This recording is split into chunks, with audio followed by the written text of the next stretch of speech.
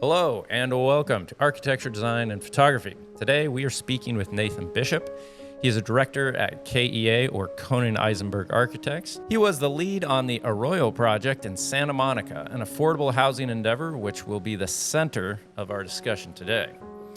Nathan combines rigorous design thinking and empathy to propel the kind of innovative thinking, critical conversation, and spirit of inquiry which is key to Koning Eizebnerg's culture. Nathan expands the firm's design capacity and integrates new technologies into the practice. He teaches and lectures in design, architecture, history and theory, and cultural studies, and has served on the board of directors for the LA Forum for Art and Architecture. Currently serves as a director on the AIA Los Angeles Board. Please give it up for Nathan Bishop.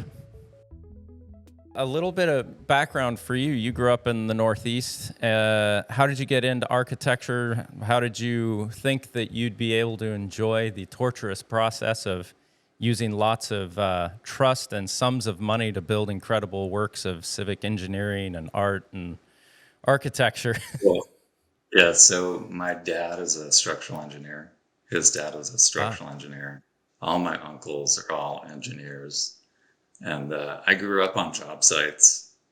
My grandfather was a pretty big into civic infrastructure, did a lot of work in the seaport in New Bedford. All kind of interesting. Oh, Did cool. this really cool double helix, handicap accessible pedestrian overpass. Nice. And that was in the early 80s. And it just, I don't know, had an impact on me, kind of public life and building. And honestly, I didn't know what an architect really did. So I knew they weren't engineers. And I hadn't met any yet.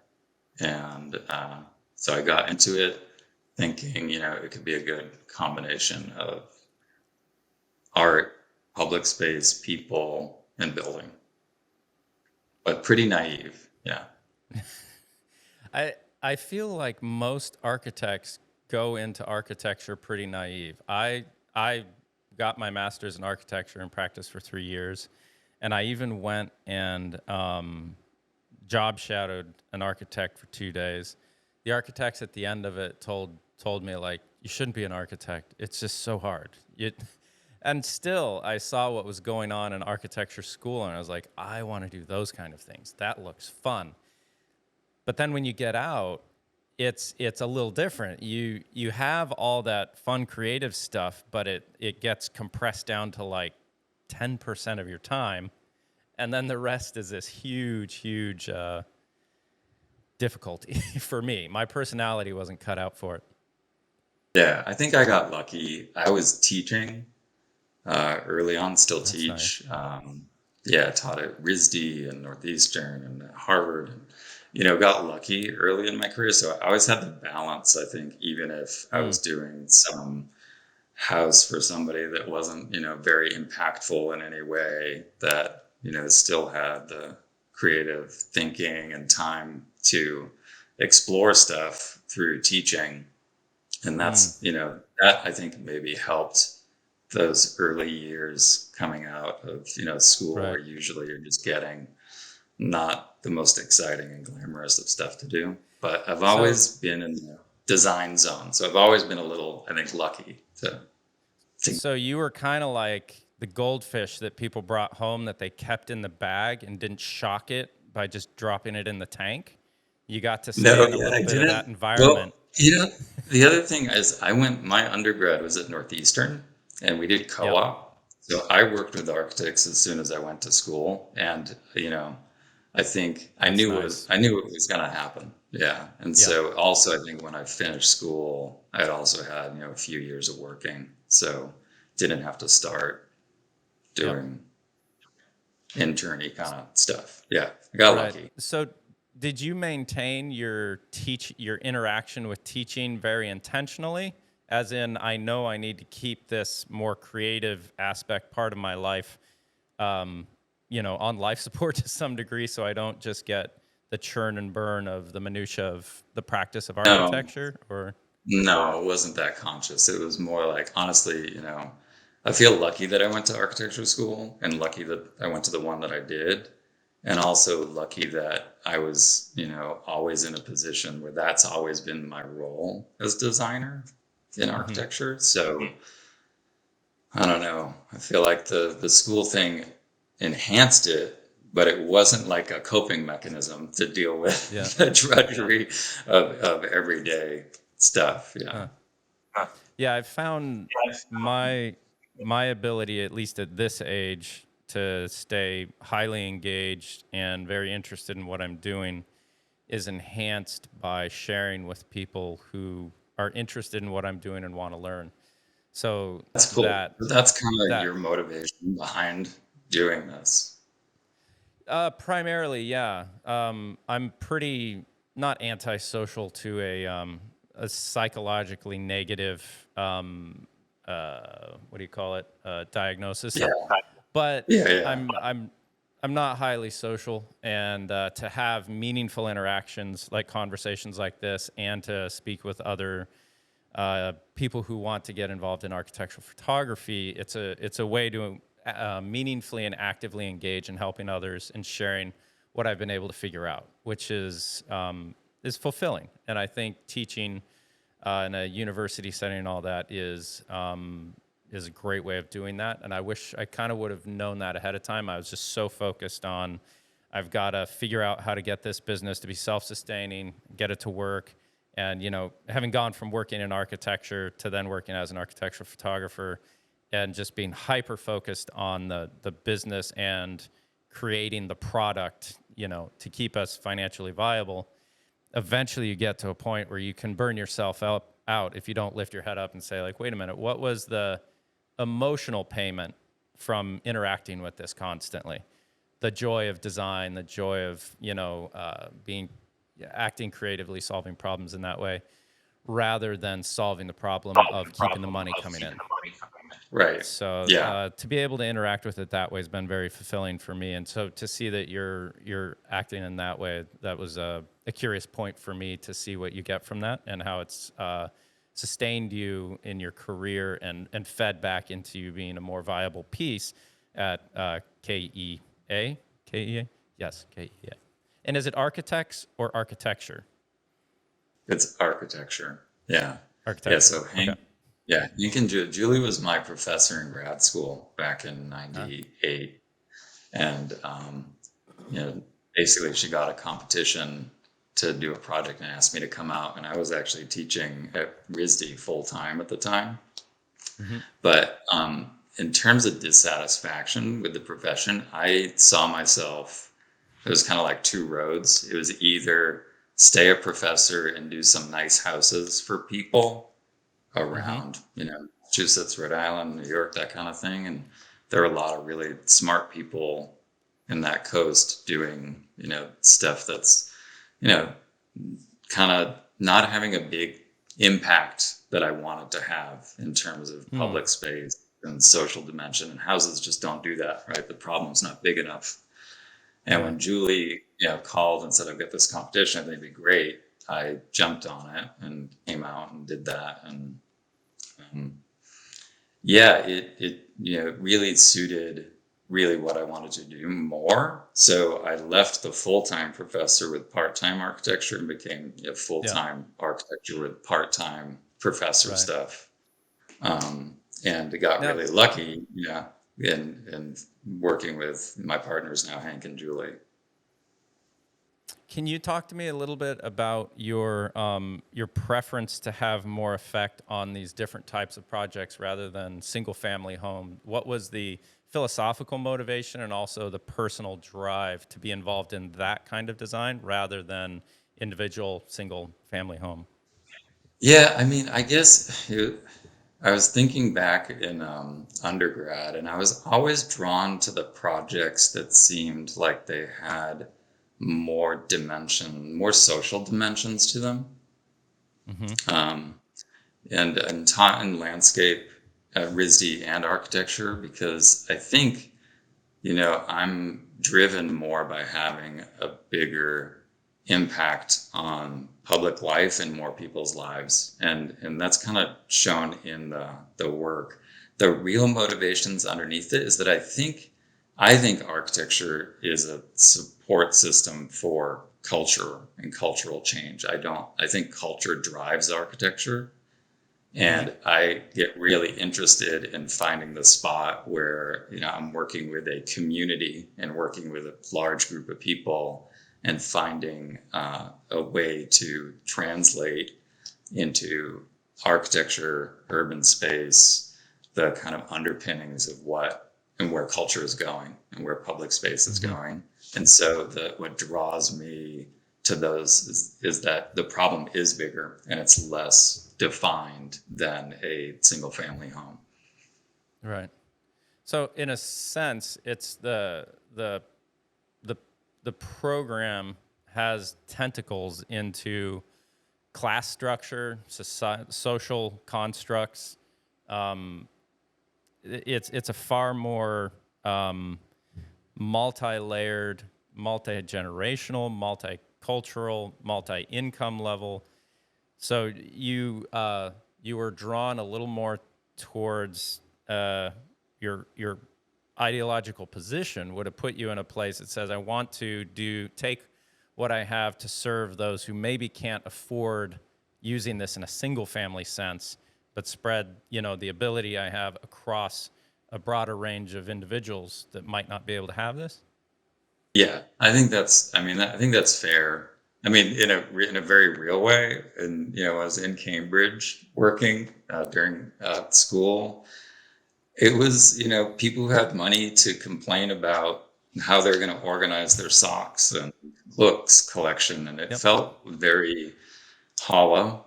And it felt like, I can use how I think to help them do that. But the problem just isn't deep enough. There's not enough to it.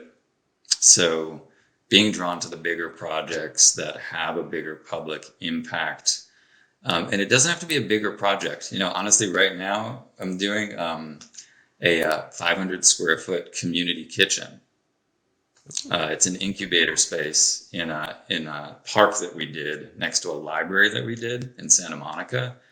And that is to cultivate. We did a farmer's market in the park, and there's a community that's really dynamic and changing that's been trying to do an incubator kitchen so they can take stuff they make at home, produce it on a bigger scale, get licensed as a business, sell it at the farmer's market. That's a big social impact in a teeny tiny little space. It doesn't have to be a big 9-acre, although we've got, big housing projects, big urban projects that'll have a kind of commensurate scale of impact. So it's not the size of the project, it's the size of the impact, I think, that draws me most.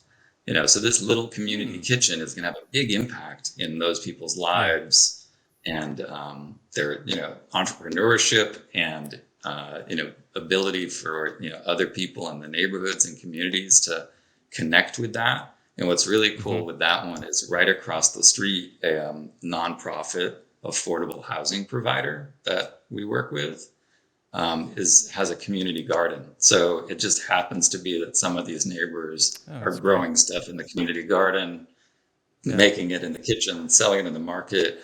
The interest in neighborhood, I think, is the easiest frame for me, that I'm interested in projects that impact neighborhood in all the dimensions you're talking about. Right. But usually in really specific ways, like that community kitchen will have a real, I think, scale of impact. I'm interested in the community kitchen, if you wouldn't mind telling me a little bit more about that. That's 500 square feet. That's pretty small.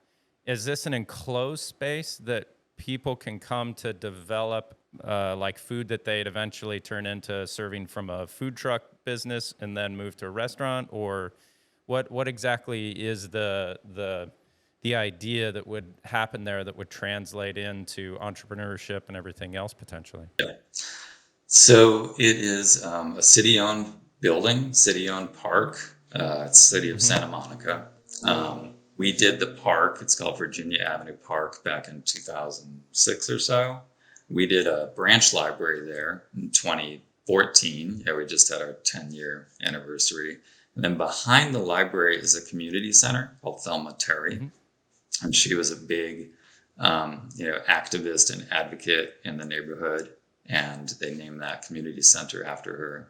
The community has been working for years to try and get the city to help them build a kitchen where they can go and get a business license and get, certified by the Board of Health to take what they're doing at home, which ranges from salsa and tortillas to injera, Ethiopian flatbread, and be able to Yes, made do it with at a teff, scale. gluten-free.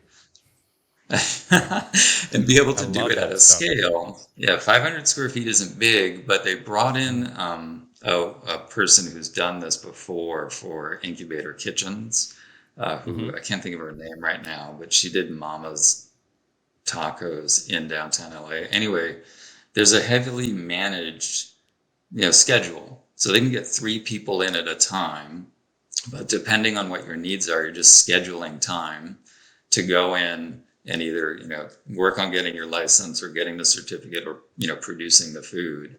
And So this is essentially a business incubator in a culinary sense. I think that's awesome. That's it's really great. awesome.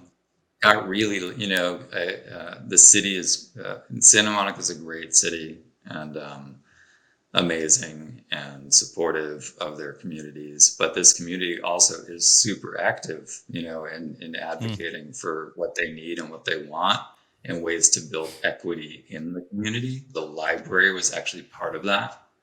That Mm. branch library and an identity for a neighborhood was part of them pushing for getting a branch library. Yeah. And now, yeah, this business incubator around food is the next step Mm. in elevating their community and building equity for their neighbors.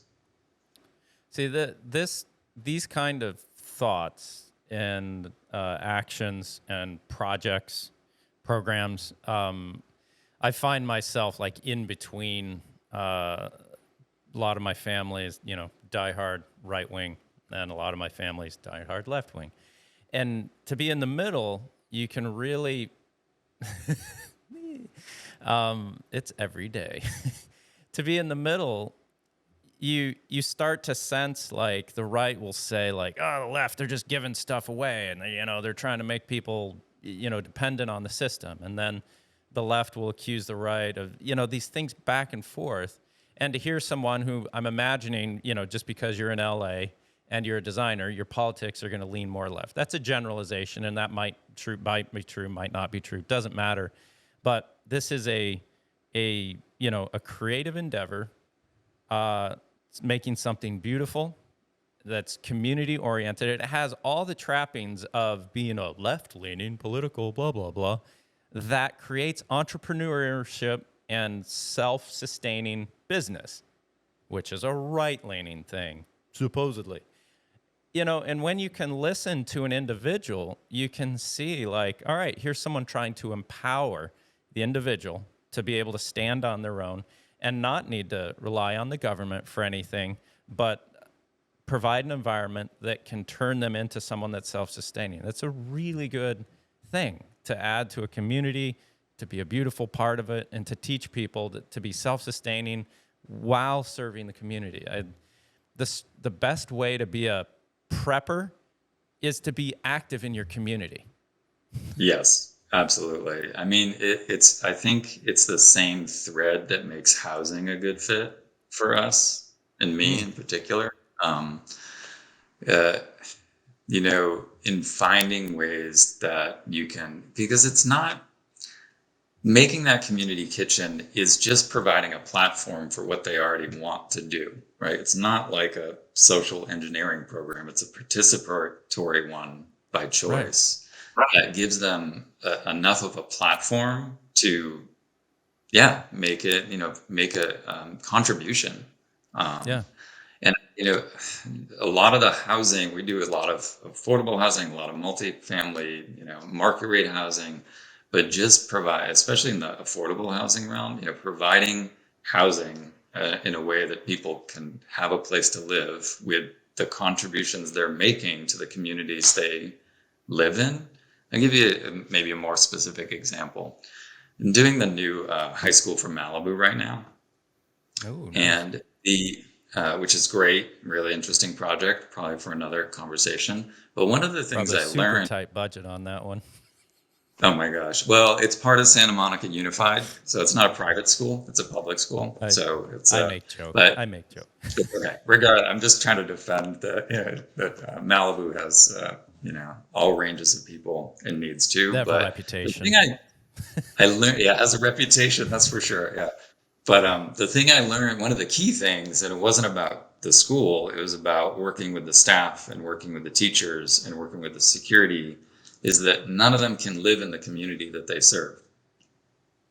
Oh yeah, None of them, yeah. right, make enough That's money messed up.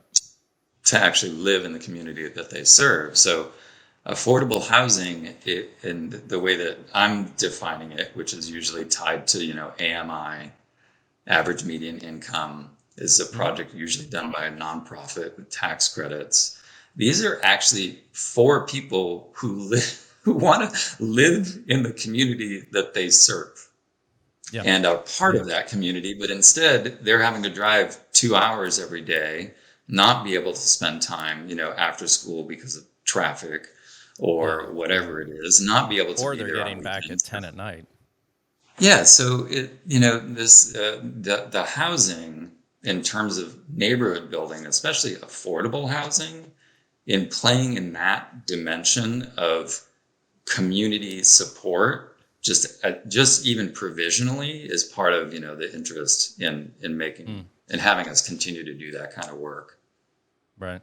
It does seem like there should be some kind of policy that guides the ability for affordable housing to at least match the service industries within an area. So if anything from a restaurant worker to a teacher to a garbage man or whatever, if you don't have these type of things available, your community is not sustainable. No matter how green and many solar panels you want to put on, it's not Exactly, sustainable. absolutely. So like we went over, we live in kind of a, somewhat of a touristy area based on the season.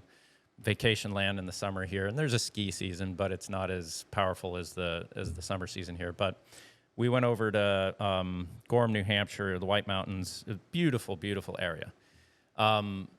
We were there just after COVID, and the property values and everything had gotten so high that in this very, very touristy area, they could not find enough people that could afford to be there to be able to work in all the things that tourists would go and do. So the restaurants were open Thursday, Friday, Saturday, Sunday. That was it. And then the rest of the week they were closed, and a lot of the shops and everything else were only open. And this was in peak tourist season, but because it wasn't affordable, there's not enough people to man it. So you have to have these type of thought processes and policies to keep people involved in a community in that sense. Absolutely. I mean, the nonprofits we work with feel really lucky. They're design focused and people focused, and making a great supportive environment for the communities that they serve, while pushing design and making a contribution to neighborhood, which is really great. But yeah, it's not just in those special places. Like I remember visiting Telluride years ago and hearing the same thing. That's a destination place that has everyday people living there. They don't have enough housing or affordable housing because it caters to a certain. But that happens in that happens in LA. It happens all over every city. And just whether it's policy or it's enough structural financial support in the system for nonprofits to take advantage of it and be able to provide that kind of housing. Yeah, it would be nice. I agree with you. If it was a by right or something provisional in municipal codes. But that's why the state of California has stepped in with these state density bonuses, because even though when you go to these communities, Santa Monica, Telluride, wherever you are, they all know they need affordable housing, but they're still the same group to stand up and oppose it. The project's too big, there's too much traffic. So it's been really tough for me as someone who wants to work with community. We've got projects now that are using these state density bonus bills and building bigger, which everyone knows we need, but then you're faced with a community who's vehemently against it. But knows they need it. Knows they need it. And I had this one person stand up at a community meeting. It was a design review board meeting recently, where actually the city had to call in police force because there was such vitriol in the crowd. And this is like Santa Monica. This is like a very it's a place where this is unusual, that level of intensity. But I had this one person stand up, older woman, that said, I live for $500 a month in my apartment, and I'm worried about this, housing coming in, and it's like, you've benefited from affordable housing she said she's lived there for 40 years, but you don't want others to benefit from the same, provision. Yeah. And it's such an interesting, paradox, or whatever you want, a contradiction, that working in these communities that know they need housing, that have kids that can't move back because there's not enough housing or affordable options, that at the same time oppose the production of that kind of housing. And so, the state stepped in. It's a really interesting time to see how municipalities are dealing with developers, nonprofit developers, who are able to build more dense and bigger projects that'll help more people.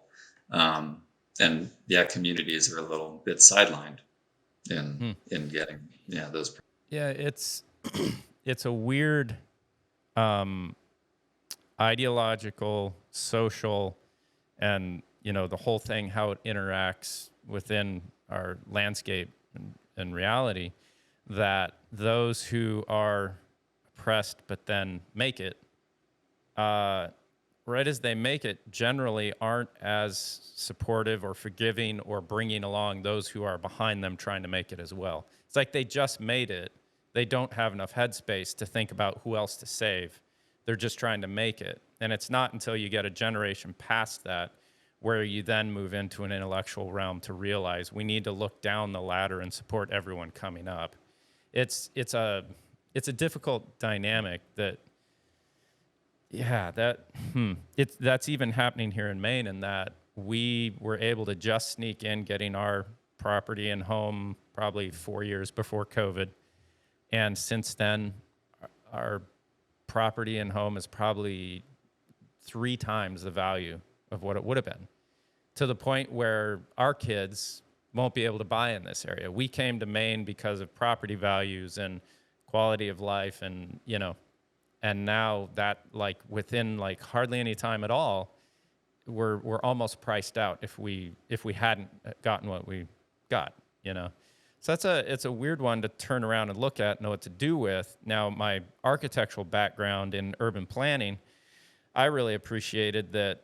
In the urban planning sense, they would say, look, you have a nice single family home, you should be able to have an income property attached to that, like a mother-in-law apartment, where a less well-off family or single parent and child can rent and live in relationship to those who are doing well, and learn from people who are not under the duress of not having enough money, and how they live should translate across, at least in that sense. It gets those different classes to intermingle and to benefit off of each other, empathy in one direction and learning in the other potentially, but then also these massive scale projects that work as well.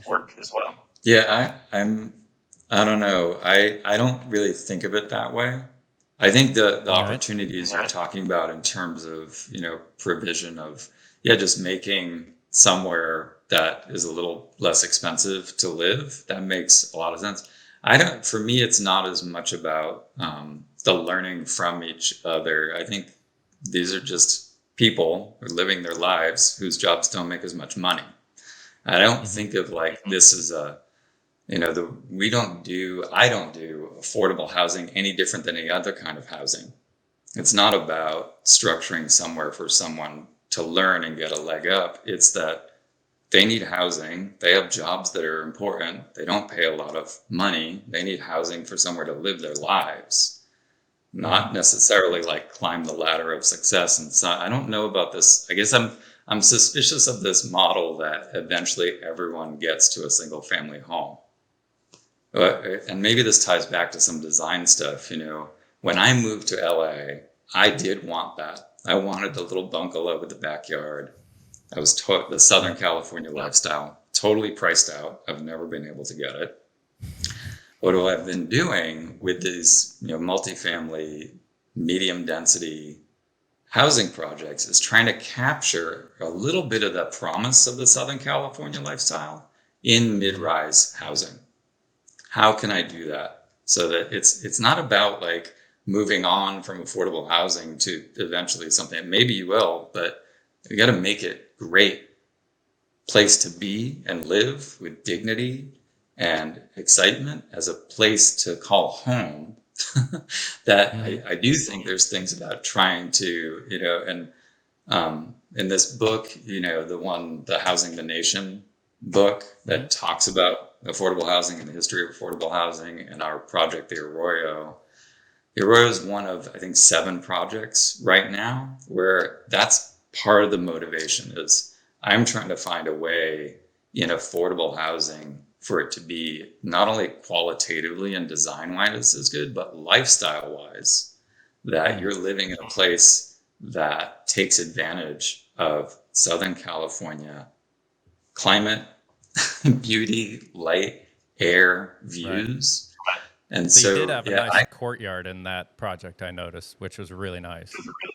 So all these 7 projects that I'm talking about, that courtyard, what I'm trying to do in the housing, in addition to the lifestyle piece of how do I get it to, capture some of that Southern California lifestyle, I think housing should do as much for the neighborhood as it does the residents. So they're all working.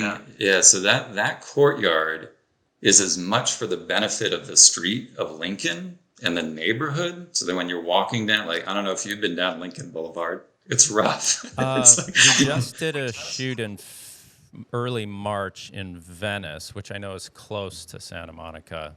And I'm sure I went through there, but I don't really know the streets and could name them. Sure. But Lincoln's kind of historically car focused. It was the way to get to the freeway. There used to be lots of car dealerships, auto body shops. It's transitioning. And the city of Santa Monica has envisioned it more as like a, neighborhood and boulevard, like a beautiful and housing along it. And so, that little moment of punctuation in a relatively car focused, big size street benefits the neighborhood too, right? It makes it more pedestrian friendly. It's a nicer moment to walk by and feel like you also get light and air and view as part of your urban everyday experience. And so I'm trying to entangle those two things more. I call them sticky spaces. That courtyard is like a sticky space. It's both for the benefit of the residents and the benefit of the neighborhood. So all of these projects that, those housing projects that I'm mentioning in this family of exploration are trying to make places like that have a more entangled relationship between public and private and have mutual benefit to both the residents and the neighborhood alike. And usually it comes down to making an open space, that feels like it's a little fuzzy boundary, and that's a little bit of a benefit for both. Yeah. No, I really like that. It's interesting that it sounds like what I had learned in urban design from a professor at the time, 25 years ago, was probably approaching 60, was a little more let's mix the classes or the income levels in America, we just refer to them as. Let's mix them by allowing people with a bigger income to have an income property, and then the I guess the ideological or philosophical idea there is that those who are well off are going to have more to teach those who are not well off, and by structuring it in this way or designing it this way, you pull up those who are of a lower income value. That was what I was Yeah, no, taught I think as that's a kind absolutely of an right. idea, but it sounds like you have a little bit of a different take on that, where you can design something to not aim at feeding off of those who are already rich, but actually more so saying you have a strong culture and idea of everything to begin with, but you need a place where you can do your thing without having to pretend like you're trying to become something else. Yeah, I mean, and it's not just me. So that project, the Arroyo, Hmm. is actually an offsite affordable project for another Now, what's that project. mean? So in a lot of cities, inclusionary housing is something that's required, right? So you have a market rate Hmm. developer who's building market rate housing, and they're supposed to include a certain percentage of affordable housing, right? Hmm. That's inclusionary housing, traditional model. When we were designing the park, which is the sister project to the Arroyo, Okay. the developer had no experience doing anything affordable housing wise. So we introduced them to a client of ours, CCSM, Community Corp Santa Monica. They're a longtime nonprofit affordable housing provider in Santa Monica. The director at the time, Sarah Letts, amazing person, she said, what's really hard about the inclusionary housing, where just there's a little bit of affordable housing here and a little bit over there, that I think is from that idea you're talking about from the Hmm. earlier urbanists of intermingling Kind of and a mixing in that trying way. to overlap a little bit more. Yeah, she said it's really fragmenting my community, and it's really Hmm. hard for me to actually serve a little bit here and a little bit there. What I need and what downtown Santa Monica needs is an affordable, standalone family affordable housing project.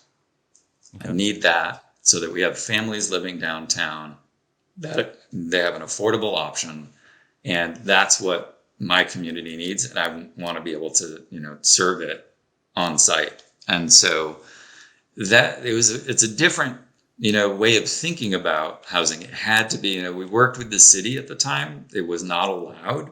She made a great case and would probably articulate this better than I am, what her motivations. I mean, I'm speaking for her in the best of my memory 10 years ago, but she really made the case for, it's not going to work as well for what I need to do to be Hmm. interspersed in a market rate housing project. I'm serving Yeah. my community better with a standalone. So that was the reason the Arroyo happened was that they found a site within an eighth of a mile of the market rate project. It had to Hmm. be built and delivered before the market rate project. There was a bunch of things Wow. the city wanted, and needed to happen to let this change in policy occur. But it was very successful, right? They worked with the market rate developer who helped them with some of the, acquisition of the land, which can be a big burden for nonprofits, especially in downtown areas where they're competing with commercial interests and values of Market land can rate be really stuff. high, right? So the Arroyo was a really, special project, but it is the sister project, and it is the inclusionary housing for 500 Broadway or the park. Hmm. Yeah, I'm at. We drove around Venice and Santa Monica quite a bit, and I believe, is that the Is Arroyo that to your left behind you there? That is 500 Broadway. Okay, because that looks familiar to me a little bit, but I could. Well, so this is about, I think I think there's a line in that Housing the Nation, or I might be thinking of another book, but that design excellence is part of social equity, is part of, there's Hmm. a relationship. So 500 Broadway or the park came from a dissatisfaction we had with traditional courtyard housing. Hmm. What was the dissatisfaction with that? I think there's two things, and let me try and unpack it a little bit. One is that, in a very real way, 75% of the units don't have great access to light, views, and air, right? Hmm. They're either along an alley or in a courtyard, right? There's very few that are on a street or a spot where they're going to get wind and light and air in an equitable way, right? There's really they're very different experiences in those units. So we wanted to come up with an alternate model that gave light, air, and view to every unit. And so that project, 500 Broadway, was really a series of bars where every courtyard has an open and through courtyard. It's got views, light, and air for every unit. Those courtyards also make public plazas at their feet. So those are those sticky spaces of trying to provide benefit to the neighborhood and the residents. But that model of open courtyard model, that's what the Arroyo is. So it's a sister project, not just in terms of, its financial and affordable housing, but design-wise, I felt like it needed to be of commensurate experience and level as its market rate sister. So that project might look familiar because typologically it's the same as the Arroyo, and that typology of trying to create more benefit to the residents and the neighbors, that's the one I'm kind of talking about in these other projects. Okay. Now, when I think of a courtyard in California, I think, oh, amazing. I would love this. Because I've spent enough time in California, I also know that the homelessness is a massive issue. It's not an easy issue to address, but how do you address that when you're creating an open courtyard on the ground level that you want accessible and benefiting the public, but you also want the people who live there to feel safe? Yeah, there are two projects that I can think of ours anyway. Excuse me. There's the Arroyo, where it is on grade, and then there's another project we did, Belmar, that's also affordable housing next to Tongva Park in Santa Monica. That was a city-owned land and developer-driven project. But we have those same kind of open areas to contribute to the sense of public space. What we did was entitle it, which means basically get it like permitted, so that they could put in a fence if they had problems. And we designed the fence. So I think if you look at the Arroyo, you'll actually see there is kind of a very subtle, it's a mirrored, and there's planting. So it feels like there's continuous space beyond the fence, which acts more like a screen. I think there's a design problem in that. Yeah, and it's the other part of the courtyard housing that I feel like the message that it sent was that we're going to make a fortification and we are going to separate public and private life in a way to make sure there's no, the message of those buildings to me is that urbanistically they're fortified and separated from the public life of the city. The Arroyo, you're right. Whether it is a homeless person or it's just somebody else who happens to have a home who's doing something bad, there needs to be a security line. I just think it's the way that you do it so that the message that's sent isn't one of fortification to the public and not one of like being in a prison to the people who live in the housing, right? It has to feel like it's like you would do a fence at home. Right? You want it to feel like it gives you security, but it doesn't have to, be, electrified and send a message that quite have to have spikes pointing out that you're. Yeah, it doesn't send the message that it's, dangerous to live here. Yeah. Well, you see that even in like New York and other areas where they'd have bars on the windows on the ground floor, and after the area changes, those bars just come off. And it's kind of like you have to have it while socially this area goes through change and people get, a little bit better off and the economy levels off or something to where it's not as much of an issue. But then what we're experiencing here in Biddeford is just a massive gentrification. So all the people that made Biddeford interesting to some degree, but that you kind of didn't want next to your place where you're investing money into a business and trying to get people to come to. But then once you can get it well off enough and nice enough for people to come and spend money in the business that you're trying to start, the people that made the area interesting can't afford to live there. So there's always this The real issue problem. with. It's a real absolute problem. I like to think, we have another project down Lincoln that's in design right now, big project, 500 something units.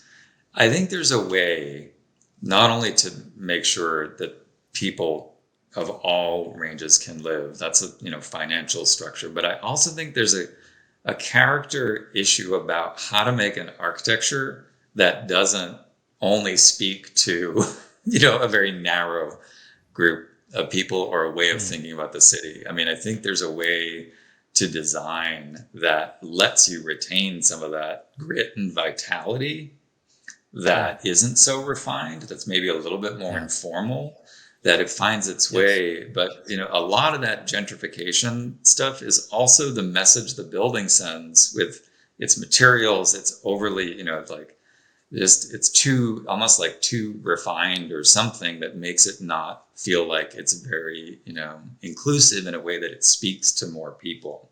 And I think there's definitely a way in design, whether it's housing or other, in public spaces, that you don't want it to be too refined. You want it to feel like a place where everyone feels welcome, and it's not so exclusive in that way. So I think there's other ways to do it too, Trent, that the buildings also have to speak to that ambition besides just provisionally providing space for those people to live there, right? It's not just, for me anyway, the financial provision of affordable housing. It's a diversity of experience that we want our cities and places to have.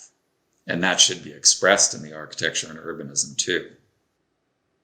Well, you had, in your bio that I had read through and research on this and whatnot, you had mentioned empathy as part of your abilities in thinking about this, and I had put that down as a question. And now that I'm hearing you talk, I get it. You're the way you're articulating this and the depth of which you've thought in both directions, kind of both economically, socially, both social and capital, everything in there. There seems to be a very balanced approach, a thoughtful approach. The idea that certain design aesthetics can act as no trespassing signs. That you don't want to necessarily, you want to say, no, we're all included here. There's boundaries that we need to respect, but we're not trying to tell you you're not good, go away, and you're great because you have finances, so come on in. There's an effective boundary that takes an empathy towards the different plights in life and everything else that can allow for a design that brings people together and sets a trajectory for society moving forward that I can pick up on more so in talking to you than other people that I've talked to in the past that can really speak on this well. And so thank you for that. That's very enlightening to interact with. Cool. Yeah, no, it's nice to have someone who actually wants to listen. So yeah, The problem cool. though is that there's very few people who can wade through this conversation like, that was a value, I'm going to use that.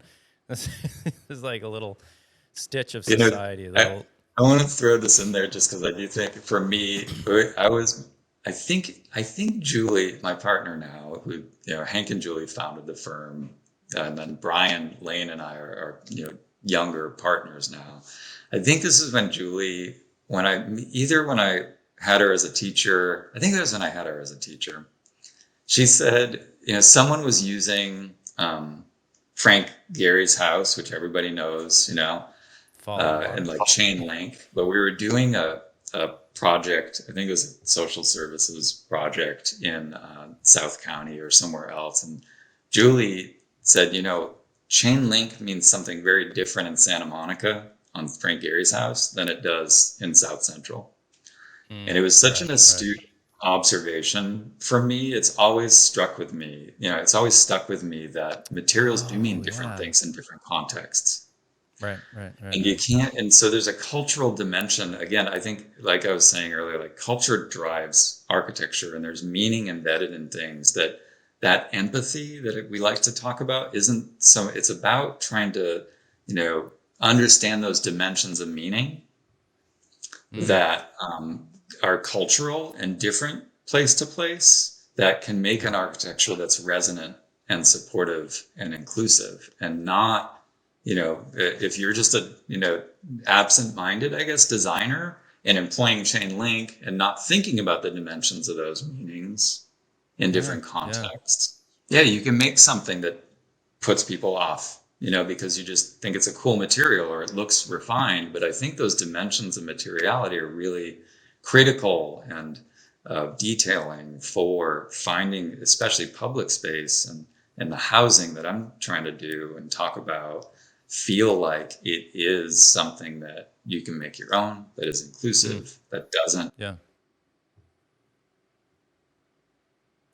Yeah, no, that's a really interesting point that I've interacted with in the past, but hadn't really thought about it in the way that you just articulated it, as far as almost, in a sense, when I watch like a Paris fashion show type of thing, and I see the outlandishness of the extent that things are pushed. No one would ever wear this thing in public, but we're having fun with this material, and maybe we could do this with it, and it seems like this highfalutin design idea that pulls from like ripped jeans. And, but for someone who can't afford jeans that aren't ripped, or someone who can't afford to buy the jeans that are stylistically ripped, it can come across a little, culturally and whatever, Okay, yeah, that's a good point. Using chain link in one sense means this. And so if you incorporate it here, for those who haven't been in the situation where chain link is kind of oppressive and feels bad, but is all of a sudden using this in an expensive, nice thing, it's confusing, discombobulating, and weird. So what happened in my experience, we did a project with a bunch of prison inmates where we photographed them, large portrait, printed them like 4x6, but we had them write a letter around their portrait about a letter to their younger self, right? And so we put it up in a gallery, really well attended, blah, blah, blah. We had some people that came along and did some stuff that with it to help translate the experience of the inmates into the viewers' lives, the people that came to the gallery to see it.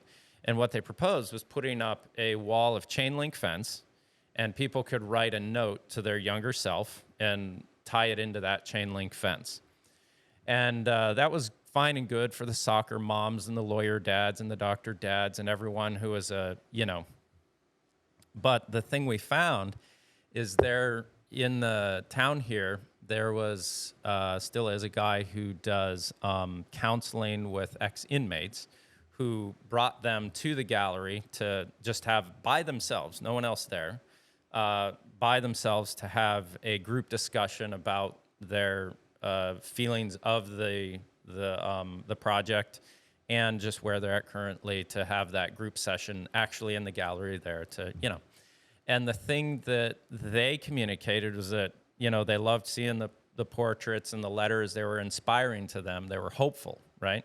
But the chain link that was in there, just that material, represented a zero worth and the ability for another human to kill you if you crossed a line, a literal line, because they always had someone at their back that if they crossed the line had a rifle that would end their life. And that chain link fence represented that line, and they knew that. And to come into the gallery and see that, to them was extremely dehumanizing, and it reminded them of that oppression that, in most cases, rightly so, they needed to be there for a time, or maybe not needed to be, but society had deemed them needing to be there, and, so yeah, very, very good, empathetic, social design cue that you presented there that helps me see that. Now, what are the things that you can use in a design like this that don't reflect that in some way? Like, how do you make those decisions when being empathetic and sensitive enough to design something, a mid-rise for rent-controlled type of situation? Like, what can you kind of parse out, well, this material is used in this way most commonly, so let's leave that out, and this isn't, or? I was just thinking about that, like how dialed in can that idea get? I think, I um, am trying to find, especially in these housing projects, and I think some of the other work too, is that there are things that are common that bring joy and wonder and delight that have to do just with light, texture, shadow, color, and putting those things in a place where they can be appreciable. So, like on the Arroyo, you've got those colored undersides of the sunshades Mm-hmm. that are really pretty from inside the unit to kind of frame a view. They're also a gesture to the pedestrian future of Lincoln. Yeah, the Mm-hmm. boulevard. It's kind of a ripoff from Louis Sullivan. He put all the detail in the underside of window frames so Oh, that okay. people Yeah. walking by, it's not an elevational game. It's and it also, the third part for that's great is that that's an affordable housing project, the Arroyo. And in Southern California, if you put bright colors on other spots, they're going to fade out really quick and the housing is going to look Oh, really yeah, yeah. junky. So it's a high, more durable, more robust. It speaks to the dimensions of the project that I think it, needs to. But it's not, about a material, right? It's about a kind of visual and phenomenal experience that Mm. I think is more open ended. It's more open ended, so it's more inclusive, right? It's evocative of something other that you can make up a story about. It's not so didactic. So the architecture, I think, is trying to bring back to some basics instead of trying to corral like exactly what does this material mean in every context and whoever might think Yeah. it, Yeah. trying to find things that are more human and common: scale, light, texture, relief, shadow, Mm. materiality, landscape, things that are not, maybe they are, maybe this is just a point in time and someday 20 years from now I'll say, oh, those were more culturally loaded than I thought they were. Um, I think everything kind of works but that way, though. maybe I'm being naive again, like how we started this conversation. But right now, it feels like those projects, market rate and affordable, they're all trying to enjoy and let the residents and neighborhood enjoy those same kind of common experiences about architecture that have to do with Mm. scale and light and texture and living in a place that is beautiful and dignified. So it's Yep. not. I guess I'm trying. Maybe it's subconsciously sidestepping those issues about loaded materiality. Um, but I think that's where the direction goes more in, rather than trying to like really find the right material that means something to Sure. everyone. It's trying to find more common things that people that are experiential, Mm-hmm. that people can enjoy. Yeah. The thing I found, like, if for one, like if you take how we're thinking now, how we're thinking about design, and where we might be misstepping, you just look at the cartoons from our youth, and you're already like, whoa, can't play those now. At the time, you know, but it's kind of only time gives you that perspective, and so that's one thing. The other thing I would say is that looking through your collection of your portfolio for KEA, um, I'm struck by every project. Um, let's see, how would you say this? Uh, every project makes there's something intelligent about the uniqueness of it, where um, many other collections of work through architectural firms have a general, oh, nice, oh, nice. There seems to be a deeper intelligence through, the idea that you couldn't necessarily say, oh, we're not using chain link and we're not using these these 5 things specifically, but more so having an empathetic awareness to say that if we go hog wild on the chain link here, this can be perceived a little wrong. So let's just steer away from it in this project in this area. And the idea that the experience and the intelligence spreads wide enough to when you pull together a design, which is such a complex thing, you've had the ability, just I think intrinsically in the people who are in charge of the design of your firm, to intelligently make creative choices rather than just kind of like, I don't know, that seems right. And I think that's kind of also why architecture is considered to be the what is the quote? I forget who made the quote, but it's kind of like the highest form of art in a degree, to a degree that it's art that you completely interact with and live through in a sense, more so than just something that you observe. It's like you actually interact with it, but it's also a work of art at the same time. And I think that cohesive thread of it being a work of art that is both empathetically and intellectually and talent-wise combined consistently with the projects that I see in KEA's portfolio. Everything from like the Arroyo to the Shelter Island house that you have. That Shelter Island house is amazing work. Thanks. Yeah. I think, Hank and Julie started the firm 40 years ago. Brian has been here 25 years and I've now been here 20. This is my 20th year with Hank and Julie. And they really, I think what drew Brian and I to them is because we have very similar values about architecture. And I think what you're talking about is in a way, the projects that we do have a very particular sense of place to them, and that they're resonant with that place and that people and that culture. And I think a lot of that comes down to listening and looking.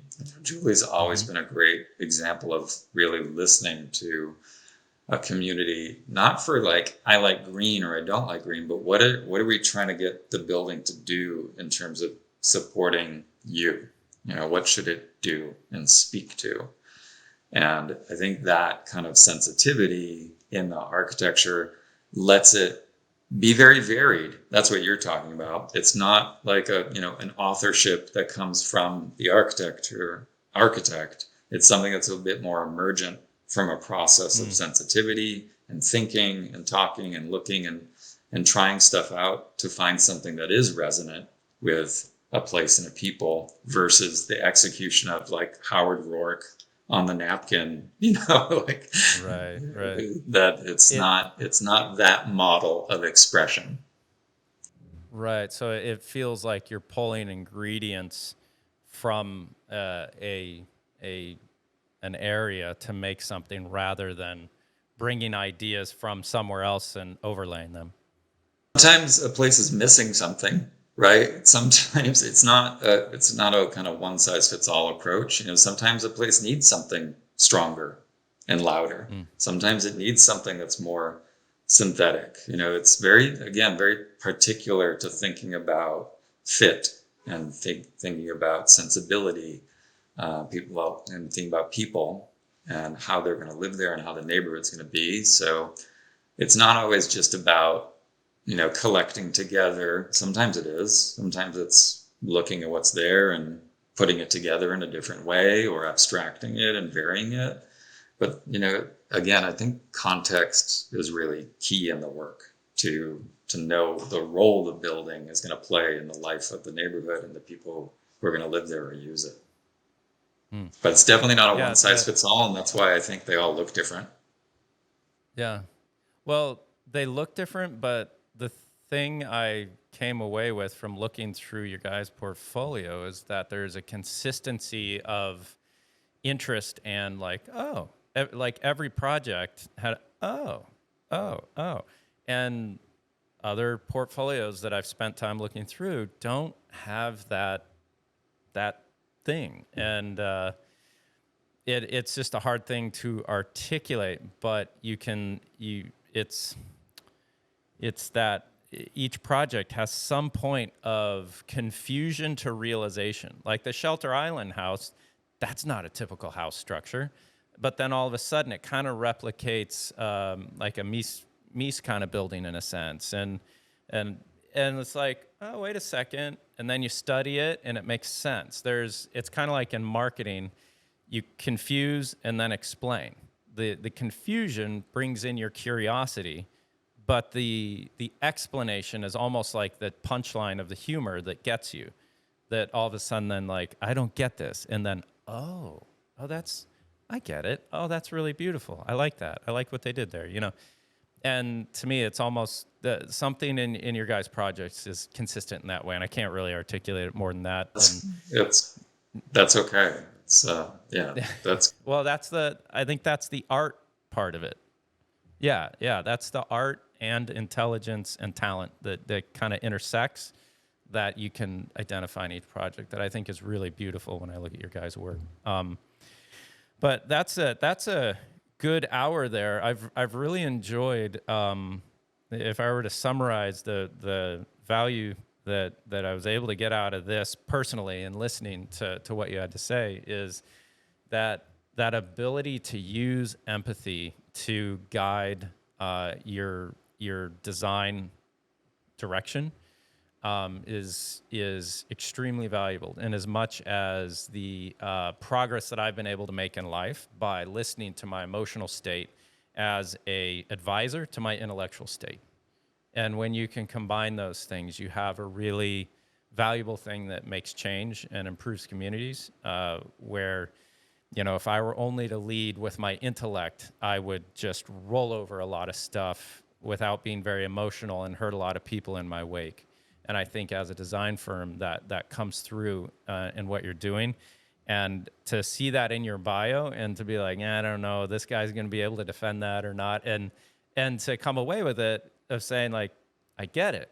It speaks of an intelligence and a self-awareness that's really nice to interact with. To be able to be challenged on some things and to learn in this conversation for me has been really nice. So thank you for that. Yeah, thank you for this morning. Yeah, it's been good I didn't know that we'd be able to thread through all the different kinds of work we do, but that common thread that you're seeing and finding, and that it's of value to us. It's just, thank you. I appreciate you noticing it, listening to it, and being curious about it. And it's very, I appreciate it. Yeah, that's a vision statement that I did not read or hear, other than like leading with empathy. I'm like, I'm going to poke at that. But then to be able to see to be able to identify a vision statement just visually through your portfolio is more valuable than to read. It's kind of like showing a kid what to do rather than telling them what to do. They can pick it up when they see it, but tell them over and over again. I have 2 boys. It doesn't work. You got to show them. Yeah. It's yeah. Cool. Well, thanks for. Well, Nathan Bishop, I'm sorry to have to have gotten you up so early, but really appreciate it. And I'm sure you're going to be so effective the rest of the day after having got up and spent all your mental energy trying to explain to me what I needed to know. So this is exciting. And if you're in LA, please come by. It'd be great to. I'd love to stop by. Your guys' work is amazing. Really appreciate what you're doing. Really love the ideological approach that you're taking to something like this. I think it's so valuable to hear about that kitchen project. Just great. Love that. So I'll be following you. Where can people follow you online and follow along with everything you guys are doing? Oh, you're asking the wrong person. I know Koning Eizebnerg. I know we've got an Instagram and stuff like that. But really, I think the website we try to keep relatively up to date. And I think regular places. Regular places. All right. So what's your website address again? I think I have it pulled up right here. It's www.kearch.com. Yep. Yeah. All right. Cool. Well, go to kearch.com to see more of everything to do with Koning Eizebnerg. Am I getting that right? And thanks again for getting up early and inspiring me for the day. Sure thing. Yeah. All right. All Thanks. right, great.